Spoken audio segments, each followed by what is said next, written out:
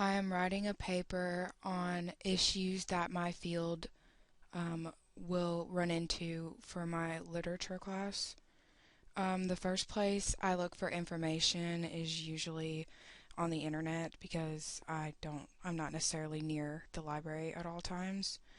Um, I begin the research process by typing in usually what problems that, well, I want to be a lawyer, so problems that lawyers will run into.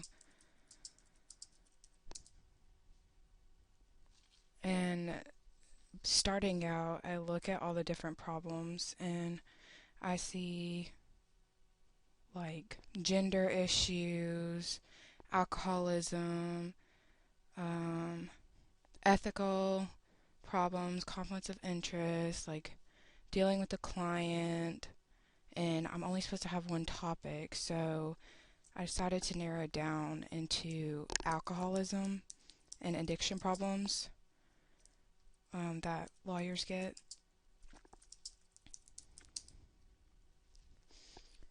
And I see this article that says alcohol abuse and addiction problems, and it's by the American Bar Association, and that's the test that you have to take to pass to become a lawyer. And it's a .org, so this is a trusted website because of those two things. And it starts out with a little bit of what is alcoholism, some symptoms you run into, treatment, how does it affect, what happens, how to help. There's a couple of um, little side notes about like stress, fatigue, behavior, suicide, depression, things that can happen. So I go back to find another one, and I see this other one website that's from benchmarkinstitute.org, and it's by the Legal Professional Assistance Conference. And if you look that up, that's a organization that usually publishes a lot of stuff. It's really trusted, and it's one chapter out of it. So there's a whole book on this, but online it just has this one chapter about alcoholism and addiction, and it starts out with a couple of statistics about how many people it's affected, how many lawyers is it affected by, how common is it, and a bunch of studies. So that's good outside information that I could use.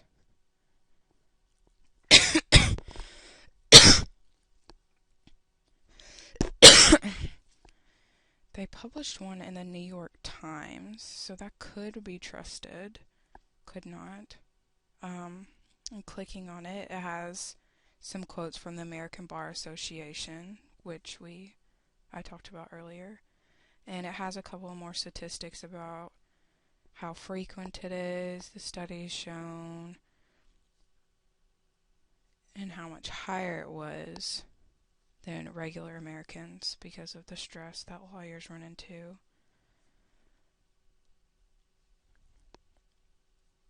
They have another one by CNN, so that could be, since it had a lot of things, but not all things put on CNN can be trusted.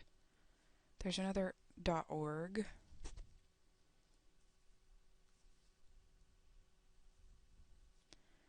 It's by Hazelden, and it's another PDF from a book.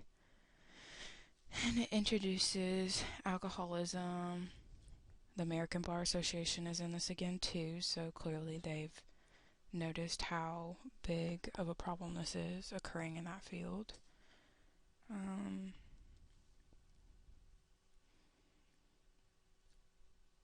It has a bunch of treatment. This Hazelden book has 17 references in it, so every single thing that they cite and all their information has the reference and the work cited, so you can find where they got their information. And it says Justin J. Anker has a PhD, so I feel like that could be trusted too. Let's see.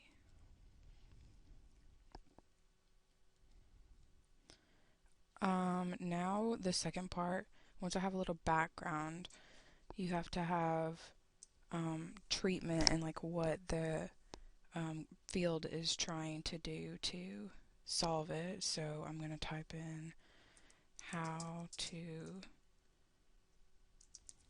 deal with addiction in lawyers. And there's another AmericanBar.org. And this one is by Megan Vivo, and it says, addicted lawyers start as addicted law students. So that could be another point, is the addiction started way before they were actually lawyers, like in law school, because it's just a stressful trying to pass. And it has from a judge's point of view too, so there's a more experienced person. It's a PDF from a book, so it only letting me see a couple of pages. Megan, the author, works in Nashville. She has research, so there's a little bit of background on her in the introduction.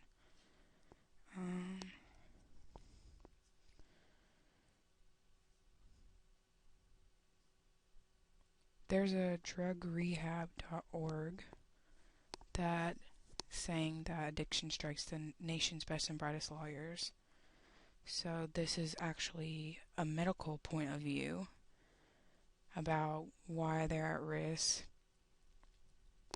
Has a couple of like personality traits, mental disorders, and then there's on the side there's a bunch of different like terms that you could click on that like go with it, like such as alcohol abuse, alcohol rehab, addictive behaviors, addiction, recovery, medication. So there's a medical point of view that has been researched about this that I could add to my paper.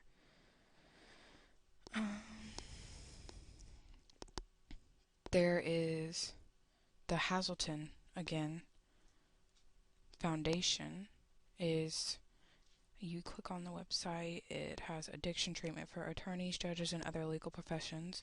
So the Hazelton Betty Ford Foundation is, I guess, a place where you could call if you have a problem or if a friend does, and this actual place is that is determined, like, is meant to get like places where you can actually get rehab from. It talks about customized care for your personal needs, recovery places, facilities. There's numbers you can call, people you can speak with, people you can email. There's like, you can donate, you can event. There's an About Us tab. So this is one that's used.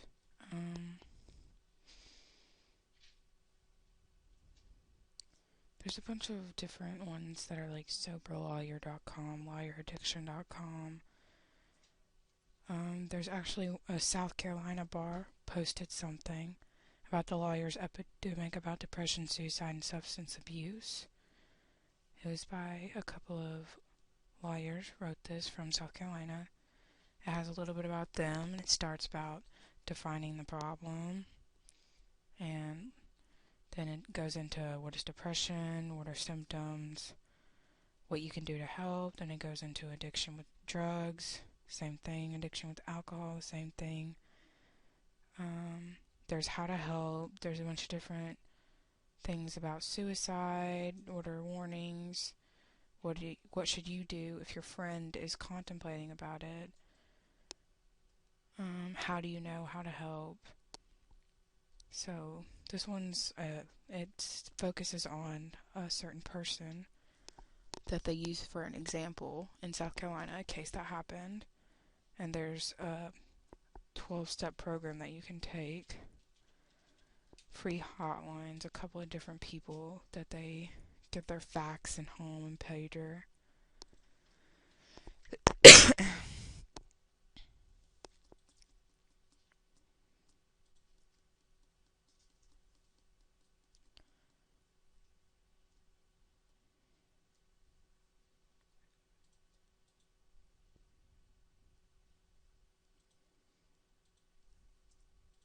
The last part of the essay, you just have to do like an annotated bibliography. So once you get whichever website you're going to use, I usually copy and paste and put it on EasyBib and do the little generator and type in all the information, and then I copy and paste it and put it to the Word document, and then I just do a little summary of it.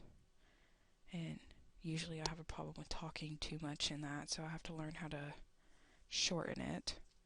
But other than that, I'm done. Do I press stop?